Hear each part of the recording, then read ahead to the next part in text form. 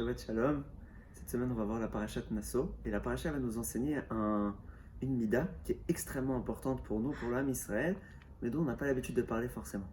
C'est la mida Takdusha. Et souvent, on peut se poser la question de qu'est-ce que c'est. Qu'est-ce que ça veut dire la mida, le trait de caractère de la Kdusha. Parce que quand on va parler de Anava, d'humilité, de patience, ou de colère, ou d'orgueil, c'est des midas qu'on comprend, qu'on sait qu'on peut travailler, la colère, la tristesse, plein de choses qu'on connaît, qu'on rencontre au jour le jour. Mais il y a des midotes comme ça, des traits de caractère qu'on connaît beaucoup moins. Et la paracha de la semaine, parachat Nassau, elle vient nous enseigner une mida qui est essentielle. Elle vient nous expliquer comment l'acquérir et qu'est-ce qu'elle est, qu'est-ce qu'elle représente pour nous. Et c'est la mida de la Kedusha, la mida de sainteté. Et vraiment, qu'est-ce que ça veut dire? On va regarder un petit peu à travers la Torah de quoi on parle quand on parle de Kedusha. On va commencer par voir que le premier commandement que l'âme Israël reçoit en tant que peuple, c'est Tihulim Amlechet Kohanim Begoy Kadosh.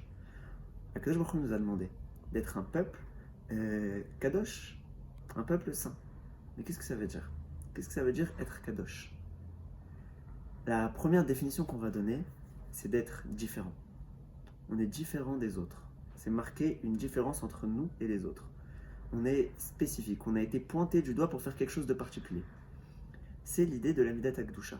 C'est comprendre notre différence, comprendre l'unicité du Ham Israël, comprendre ce que ça veut dire faire partie d'un peuple qui n'a strictement rien à voir avec les autres nations du monde. On a un rôle différent, et donc des kelim, c'est-à-dire des ustensiles différents, pour pouvoir accomplir notre rôle. Mais tout ça, on peut en prendre conscience que grâce à Midat Hakdusha. De quoi la paracha elle nous parle? Elle va nous parler essentiellement de trois choses qui a priori, ils ne sont pas reliés entre eux. C'est-à-dire la femme sota, le nazir et la birkat kohanim.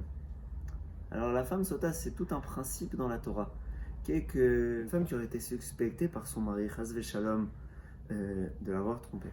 Alors il y a tout un processus qui se passe au Beth Amikdash, où ils doivent aller voir le Kohen. Pour que le Kohen, justement, il vérifie ça, grâce à Hachem. Ensuite, on a le nazir. Le nazir, c'est un homme qui doit s'éloigner du vin et qui doit arrêter de se couper les cheveux et tout un tas de choses qu'il doit faire dans le but de se rapprocher d'Hachem, dans le but de se rapprocher de cette Midat Hakdusha en question. Et enfin, on a la Birkat Kohanim. La Birkat Kohanim, au final, qui représente quelque part le summum de la Kedusha. On doit comprendre que les trois, ils sont reliés entre eux. On va voir le lien entre les choses. Ce qui relie ces trois nekudot, Birkat Kohanim, la Sota et le nazir, c'est le vin. Dans quel sens? On sait que le nazir, la première chose qu'il ne doit pas prendre sur lui, qu'il doit s'interdire, c'est de boire du vin ou tout ce qui s'en rapproche. Le Kohen, il ne peut pas faire Birkat Kohanim s'il a bu du vin avant. C'est pour ça qu'on fait Birkat Kohanim uniquement à Shachari, tous les jours de jeûne. Pour être sûr qu'il n'a rien bu dans la journée. Et enfin, la Isha Sota, ce qui peut amener un homme à douter de sa femme quelque part. C'est justement des mauvaises relations qui peuvent être reliées du coup, encore une fois, au vin. L'homme, au final, qui s'est perdu, qui s'est mitarvev, qui s'est mélangé avec les gens qui l'entourent, avec les midotes qui l'entourent. Il a besoin justement de créer une séparation, d'y voir clair.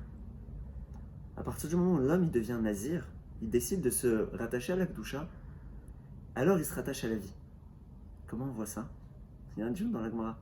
On sait que s'il y a ce qu'on appelle un met mitzvah, une personne qui est décédée, et que quelqu'un doit s'en occuper, mais on ne sait pas qui, le Kohen Gadol, il doit s'en occuper avant le nazir. Le nazir, il doit ne jamais, jamais s'approcher de la mort. À partir du moment où il décide de devenir nazir, il doit se rattacher à la vie, se rattacher à Hachem. Parce qu'il doit se différencier de ce monde. Mais ça ne suffit pas. Ça ne suffit pas. Et comment on sait que ça ne suffit pas? Parce qu'il doit ramener un korban à la fin. Il doit ramener un sacrifice pour se faire pardonner. D'avoir dû faire ça pour se rapprocher d'Hachem. Alors c'est quoi la solution? C'est la Birkat Kohanim. Parce qu'au final, qu'est-ce que ça représente la Birkat Kohanim? Qu'est-ce qui se passe quand Kohen, il bénit le peuple? Il fait le lien entre Akadosh Baruch Hu et le Ham Israël. Ce qui se passe, c'est que le Kohen, à ce moment-là, il s'annule complètement pour laisser passer la lumière de Dieu. C'est quoi la différence entre un Kohen qui fait Birkat Kohanim à la Sina et le grand Rav qui bénit une personne? La différence elle est la suivante, c'est que le Kohen, il bénit personne. Le Kohen, il mamshir shefa, il fait continuer la lumière d'Hachem qui existe déjà. Il est le vecteur. Il est celui qui transmet la lumière d'Hachem vers le peuple. il est celui qui permet au peuple de monter vers le haut.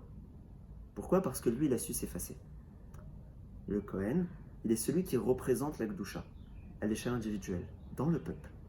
Et Akadosh Baruch Hu nous demande de représenter cette Gdusha au niveau de l'humanité. On est un peuple Kadosh, Mamlechet Kohanim, Vegoy Kadosh. On doit avoir ce rôle de savoir se différencier, comprendre qui on est, faire du seder, faire de l'ordre entre les choses, comprendre le bien et le mal, comprendre qu'est-ce que Hachem il attend de nous, comprendre qu'est-ce que ça implique de faire partie du Ham Israël. C'est seulement comme ça qu'on arrive à se rattacher à cette mida de Gdusha, qu'on arrive à comprendre c'est quoi la différence principale entre nous et le reste de l'humanité. On en a parlé, on l'a déjà dit. Venons, on revient dessus, on le dit clairement maintenant. La mida de Gdusha, c'est la vie. C'est se rattacher à la vie. De sa manière la plus grande, la plus forte. Contrairement au Goïm, et c'est sur ça qu'on va terminer, où celui qui va être un saint, un Kohen, un prêtre des autres nations, c'est celui qui se déconnecte du monde qui l'entoure. Le saint, chez les chrétiens, c'est celui qui allait vivre sur une montagne et qui s'est complètement consacré à Dieu, entre guillemets, et du coup qui s'est jamais marié. Dans le Ham Israël, le Kohen, c'est celui qui vit au milieu du peuple. C'est celui qui est rattaché au Ham Israël et qui les rattache à Akadosh Baruch Hu. C'est celui qui fait le lien. Celui qui représente justement le lien vivant entre Hachem et le peuple. De la même manière, nous, le Ham Israël, on doit représenter ce lien entre Hachem et le monde. On est censé être le peuple qui allons représenter Dieu sur terre. Chazak U'Brach.